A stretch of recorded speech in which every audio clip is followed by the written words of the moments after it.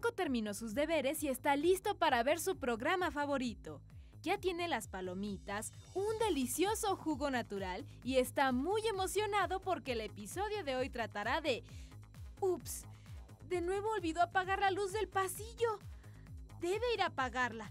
Pero el programa ya va a comenzar y no quiere perderse ni un segundo. Oye, Paco, ¿sabes que podrías apagar la luz del pasillo sin perder ni un instante de tu programa favorito? ¡Sí! ¡Con un robot! Bueno, no todos los robots son como ese. Hay muchos tipos de robots y sirven para funciones muy distintas. Así que quédate con nosotros porque hoy en ¿Sabes cómo se hace? Aprenderás cómo se fabrican los robots.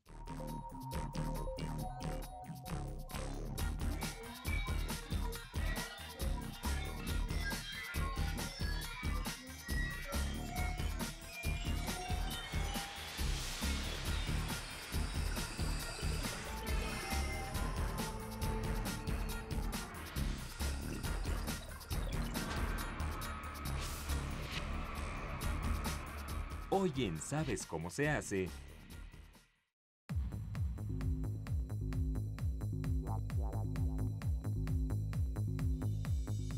Los robots han sido una de las más grandes obsesiones de la humanidad desde hace mucho tiempo. Esta empezó a materializarse en el cine y la literatura desde la segunda década del siglo XX, a través de escritores como el checo Karel Čapek y el director de cine Fritz Lang. De hecho, a Čapek se le debe el término robot, que en checo significa trabajo tedioso, y lo usó por primera vez en 1922 dentro de su obra RUR, Robots Universales de Rossum. Pero esta fantasía se hizo realidad hasta 1951, cuando se creó el primer brazo mecánico para uso de la industria nuclear. Desde entonces, los robots han tenido muchas funciones en la medicina, la industria, el entretenimiento y, claro, para la educación. En esta ocasión verás cómo se hace un robot educativo como los que se usan para competencias intercolegiales y nacionales. Estos robots pueden realizar acciones simples como andar, golpear objetos y otras no tan simples como reconocer colores y calcular distancias. El modelo que verás podrá medir la distancia que lo separa de un objeto, avanzar hasta llegar a él, reconocer objetos de diferentes colores y golpear un objeto específico. Para armar este tipo de robots, se usa un kit estándar compuesto por más de 400 piezas, entre las cuales hay vigas, engranes, cables, conectores, motores, sensores y un cerebro. El movimiento del robot se logra gracias a motores como este, y según cómo se ensamble, permite que el robot realice movimientos específicos. En este caso, lo primero que se necesita es que el robot pueda recorrer una distancia. Por ello, el primer paso para su elaboración es una base móvil. Al primer motor se le colocan estos conectores que permiten unirlo a las demás piezas. Es muy importante usar las piezas adecuadas, ya que su extensión está calibrada con el tamaño de los demás componentes. Por ejemplo, estos conectores permitirán unir el motor a la rueda y la viga lateral facilita la unión con el segundo motor y la base que sostiene el cerebro. Cuando el primer motor ya tiene todas las piezas de unión, se le pone esta pieza con forma de T, que sirve como base para el cerebro. Otra pieza con forma similar se coloca al costado del primer motor. Esta barra servirá para dar más estabilidad al robot, además de que permitirá sostener los sensores que se necesiten en el frente de este. Una vez terminado el proceso, debe hacerse lo mismo con el segundo motor. Ahora sí, el segundo motor puede unirse al primero y la base móvil ya está casi lista, pero falta hacerla más resistente y estable. Esta viga hará más estable la unión entre los motores y evitará que se desprenda o que el movimiento sea irregular. Ahora se le coloca la llanta trasera, que dará al robot la habilidad para girar en cualquier dirección. Puede parecer muy pequeña, pero para ensamblarla debieron usarse más de 30 piezas. ¡Listo! La rueda trasera está colocada. Pero parece que falta algo. ¡Claro! Las llantas laterales que permiten al robot desplazarse. Estas son muy similares a las llantas de los automóviles, pero un poco más pequeñas. Ahora nuestra base móvil está terminada y se le coloca el cerebro. Como ves, este proceso no es sencillo, pero sí muy interesante y divertido. ¿Qué te parece si escuchamos lo que piensa un experto acerca de este proceso? Para el armado de las piezas se tiene que tener un cuidado especial, tener una lógica y saber que debemos de mantener una cierta estabilidad. Claro, la estabilidad es muy importante en un robot. De hecho, podemos comparar la fabricación de un robot con nosotros mismos. Un robot necesita muchas piezas que lo hagan fuerte y estable, como nosotros necesitamos huesos y músculos fuertes y sanos. Para percibir las distancias, colores, sonidos, texturas, nosotros necesitamos nuestros sentidos. Un robot también, para ello se le colocan los sensores. Hay muchos tipos de sensores que sirven para que el robot perciba diferentes impulsos. Por ejemplo, para lograr que el robot distinga intensidades de luz, se usa un sensor de luz. Para que pueda medir distancias, se usa un sensor ultrasónico. También hay sensores de sonido, tacto y otros más especializados como de temperatura y color. El primer sensor que se coloca a este robot es el ultrasónico, con lo que podrá medir distancias gracias a que arroja radiofrecuencias. Cuando estas rebotan en un objeto, avisan al robot la distancia a la que se encuentra.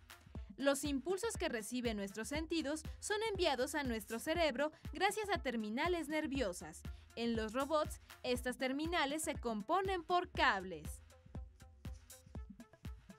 Estos cables son muy especiales, pues usan una conexión muy peculiar, similar a la línea telefónica, pero un poco más anchos.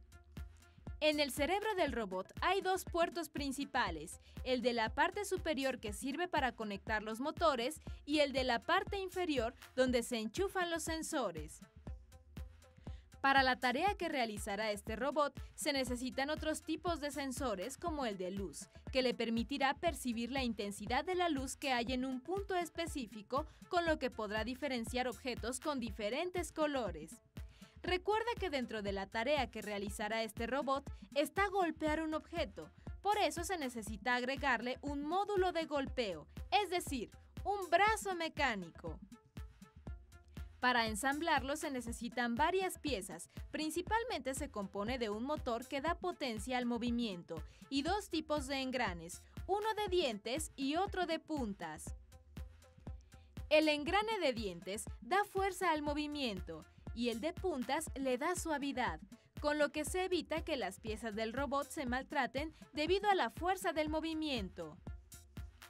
El brazo mecánico se sostiene en el robot gracias a las ranuras que tiene el cerebro a los costados.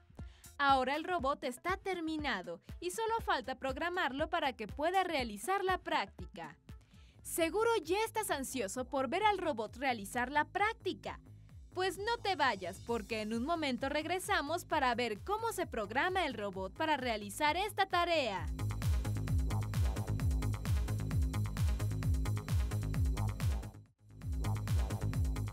Ya estamos de regreso en ¿Sabes cómo se hace? Y ahora sí estamos listos para ver cómo se programa el robot.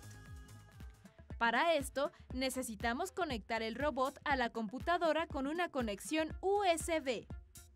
Las acciones que debe realizar el robot se diseñan a través de un software especializado. En esta interfaz se presentan todas las piezas conectadas en los puertos del cerebro y deben bautizarse para poder controlarlas. Esta paleta o galería se usa para asignar una acción a cada pieza. La primera acción se le asigna al motor de la base móvil para que avance. La siguiente al sensor ultrasónico para que mida la distancia hasta el objeto y se detenga al llegar a él. También la potencia de cada movimiento es programable de acuerdo al porcentaje de la fuerza del motor. Por ejemplo, si se desea que el robot avance a su máxima velocidad, debe asignársele una potencia de 100.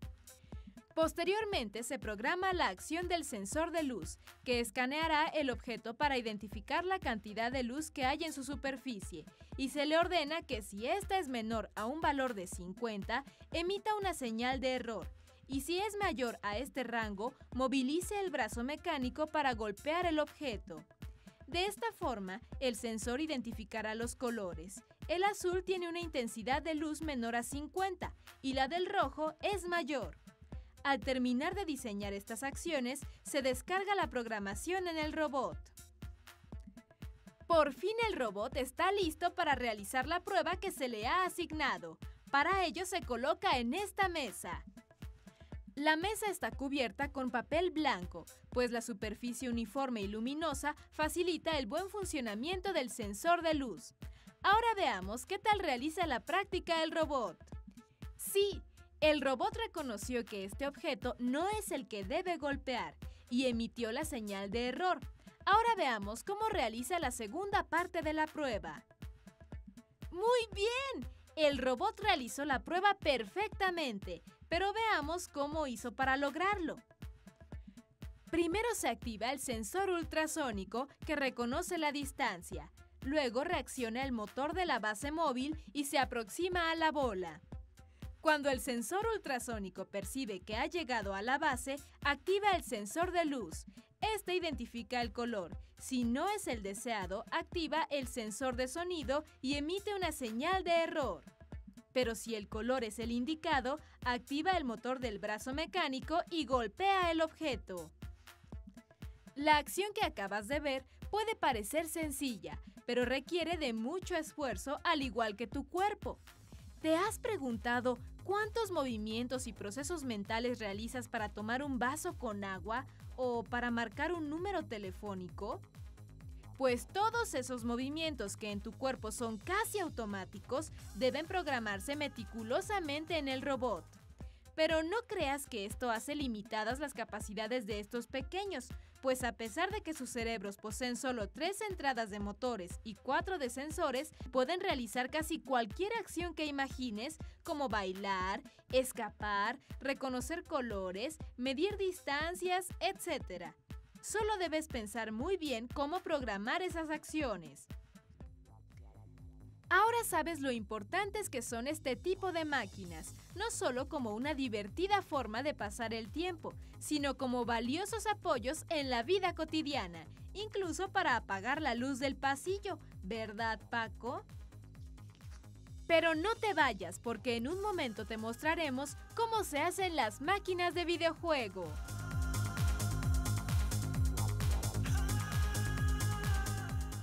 Hoy Mario está un poco triste porque no puede ver a Raúl, su mejor amigo. No es porque Raúl esté enojado con Mario o tenga muchos deberes. Es porque Raúl invitó a Mario a jugar a las chispas y a Mario le parece peligroso. ¿Cómo? ¿Jugar con las chispas? Podrían quemarse. Oye Mario, ¿Raúl no se estará refiriendo a las chispas de videojuegos? ¿Cómo, Mario? ¿No sabes qué son? Pues no te preocupes, porque hoy en Sabes Cómo Se Hace, te mostraremos cómo se fabrican las máquinas de videojuegos. Así que quédate con nosotros.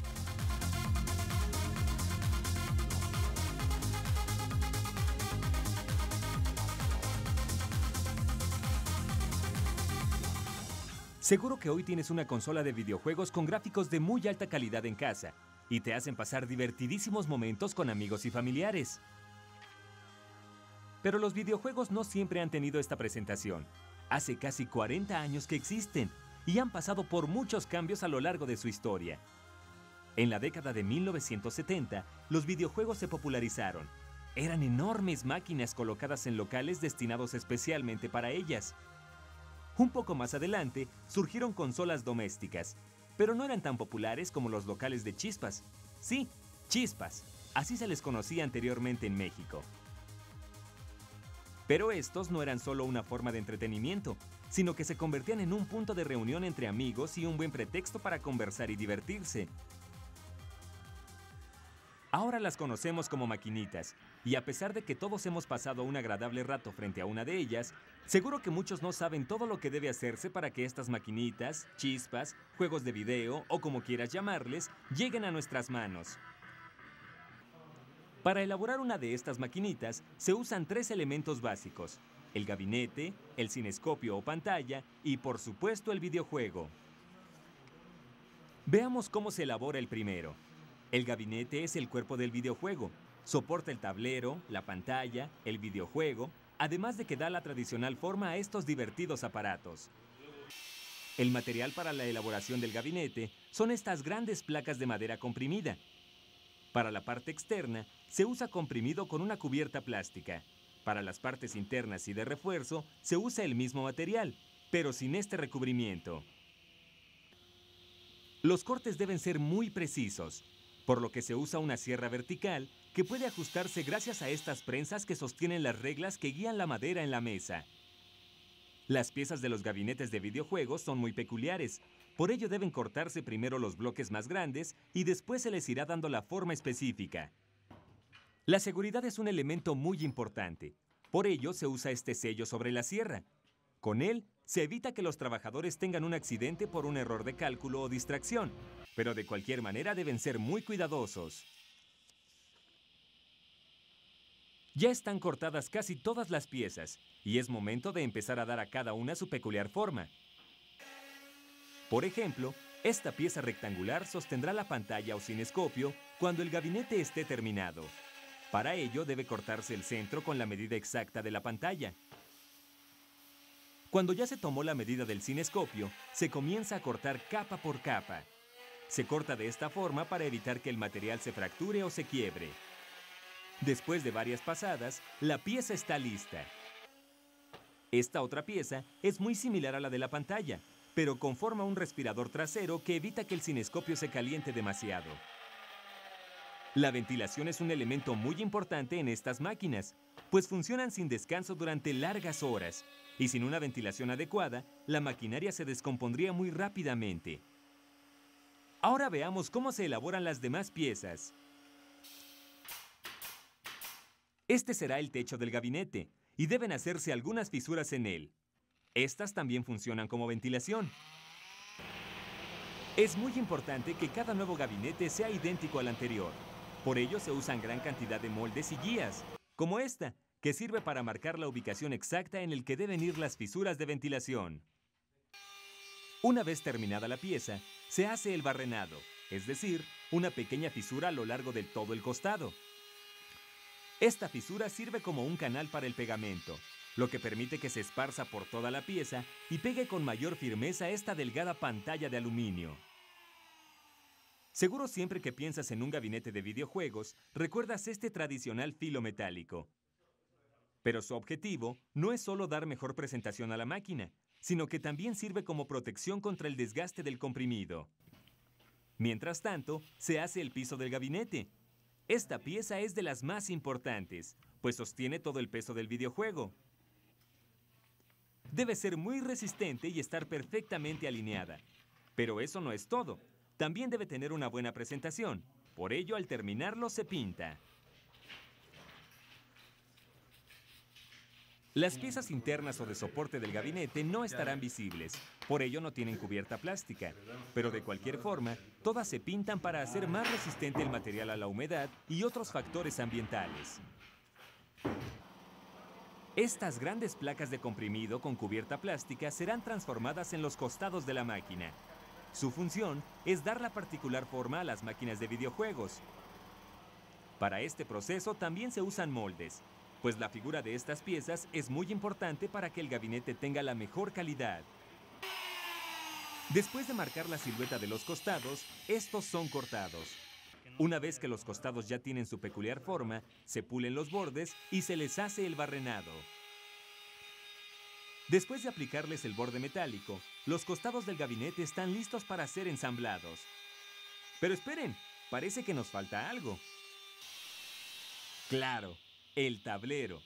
Esta pieza tal vez sea la más importante del gabinete, pues nos permite meternos en el mundo virtual del videojuego, interactuar con él y sobre todo divertirnos. Esta pieza de comprimido será la que conformará el tablero. Y seguro ya sabes que le hace falta: el acrílico. Estas serigrafías son tan importantes en los gabinetes que seguramente no puedes imaginarte uno de ellos sin estos emocionantes dibujos que te hacen estar ansioso por jugar. El acrílico se une al comprimido mediante pegamento. Bueno, y uno que otro golpecito. El acrílico no siempre queda a la medida exacta de la pieza. Por ello pasa a esta máquina, que lo ajusta perfectamente a la tabla de comprimido. Ahora que el acrílico del tablero está bien ajustado y regresa a la mesa del corte, esta se ajusta para hacer un corte transversal a la madera comprimida. Este particular corte llamado bisel sirve para ajustar el tablero a la forma de los costados. El tablero está listo para hacerle los agujeros en que entrarán los botones y la palanca. Es importante marcar bien la ubicación exacta en que deben ir los controles. Para ello se utiliza una tabla guía, donde está marcada la posición de cada botón, con lo que tendrás la mejor posición al tomar el control del juego y pasar un emocionante momento. Ahora se perfora el tablero a la medida de los controles, pero debe hacerse en dos partes, por la superficie y por la parte interna. Se perfora de esta forma para evitar que el material se rompa o se maltrate, lo que le restaría resistencia. El tablero se une al gabinete a través de una bisagra, así que también deben hacerse agujeros con una broca más pequeña para colocarla. Una vez perforado el tablero, el gabinete ya está listo para empezar a ensamblarse. Seguro estás ansioso de ver cómo se coloca el videojuego y el monitor al gabinete, o cómo se le ponen los botones al tablero, ¿sí? Entonces, no le cambies, pues en un momento regresamos para seguir mostrándote cómo se hacen las maquinitas de videojuegos.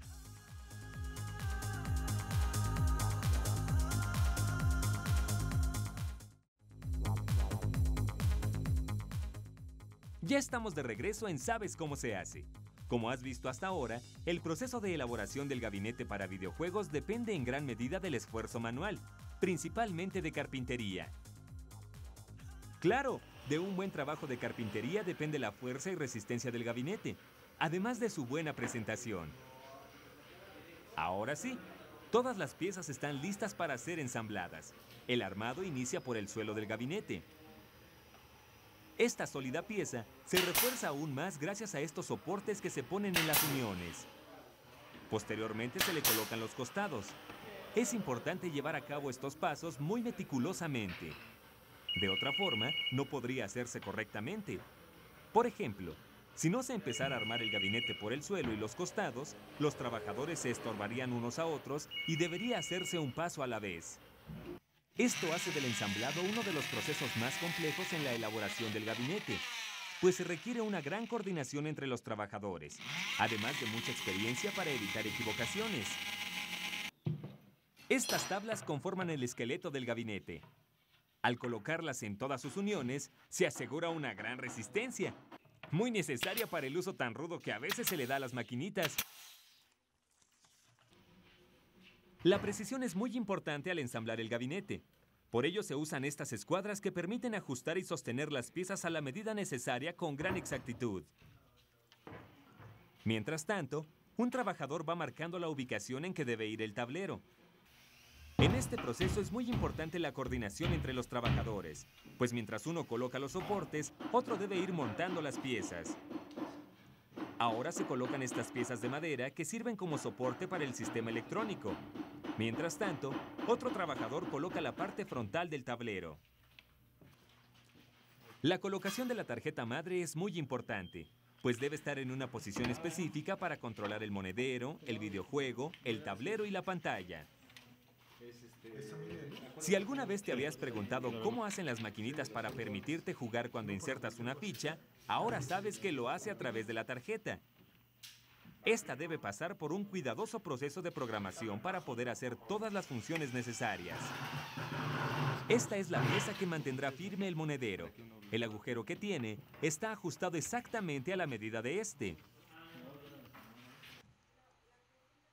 Para sostener el tablero se colocan repisas. Así se logra que esté bien firme y sirva perfectamente para jugar. También se requiere de esta pieza frontal para colocarse en el gabinete. Una vez que ésta se coloca, se le ponen las bisagras que permitirán colocar el tablero y abrirlo en caso de que necesite alguna reparación. Mientras tanto, se monta el cinescopio o monitor. Estos son una especie de televisores, pero sus medidas son muy especiales para ajustarse al gabinete. Después de colocar la pantalla, se conecta a la tarjeta madre. Y como ves, esta conexión es mucho más complicada que la de tu consola de videojuegos doméstica. Este sistema parece sencillo, pero imagínate hacer todo el cableado, la programación de la tarjeta, ajustar los colores del cinescopio. Debe ser muy complicado. Una vez listo el sistema electrónico, ha llegado el momento de colocar el tablero. Para esto, se atornilla la bisagra tanto al tablero como a la pieza frontal. Seguro ya sabes qué es lo que falta: los botones. Los botones para maquinitas de videojuegos son un mecanismo muy sencillo que funciona por contacto con sensores. La pieza se coloca en los agujeros y embonan por presión. Cuando los botones fueron colocados, se les pone el sensor. Este se conecta a la tarjeta madre y permite que el videojuego cumpla las órdenes que le das a través de los controles. Ahora el videojuego está terminado y listo para que puedas jugar con él, mientras convives con tus amigos y familiares. Sí, Mario, ahora sabes que no hay nada que temer en las chispas. Esto fue todo por hoy en Sabes Cómo Se Hace. ¡Hasta pronto!